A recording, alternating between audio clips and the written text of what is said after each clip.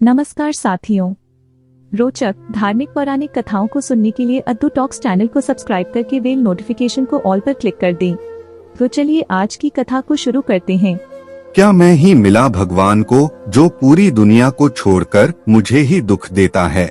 मैंने कौन सा बड़ा पाप कर दिया जो भगवान इतना दुख दे रहा है? हमारे मन में यही प्रश्न बार बार आता है कि भगवान मुझे ही सबसे ज्यादा दुख क्यों दे रहा है। ऐसे ही बहुत सारे सवाल जब हमारे दिमाग में आते हैं तब हम एक ही बात सोचते हैं कि ये दुनिया अच्छी नहीं है, ये दुनिया मेरे लिए नहीं बनी है, सब स्वार्थी लोग भरे पड़े हैं, अब मुझे जीने की इच्छा नहीं है। किसी भी प्रश्न का हल हमें तब तक नहीं मिलता जब तक हम चिंता करते हैं, दुखी होते हैं, दूसरों को कोसते हैं, तब तक हमें किसी भी प्रश्नों का उत्तर नहीं मिल सकता।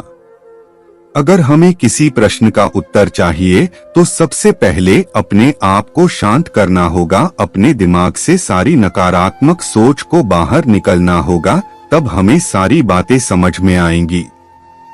रही बात भगवान के दुख देने की, तो इस प्रश्न का उत्तर कितना सरल है।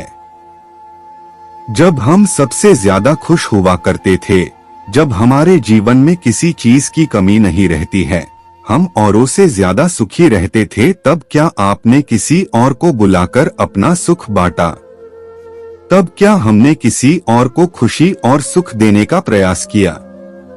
नहीं, हमने ऐसा नहीं किया। जब हम सबसे ज्यादा सुखी थे तब हमने किसी के साथ अपनी खुशियां नहीं बांटी। उस समय हमने भगवान को भी याद नहीं किया।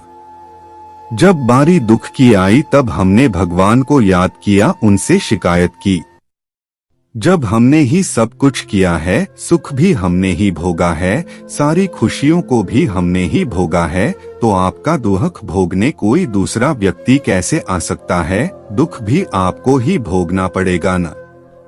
तभी तो कबीर जी ने कहा है, दुख में सुमिरन सब करे, सुख में करे न कोई। जो सुख में सुमिरन करे तो दुख काहे को होए।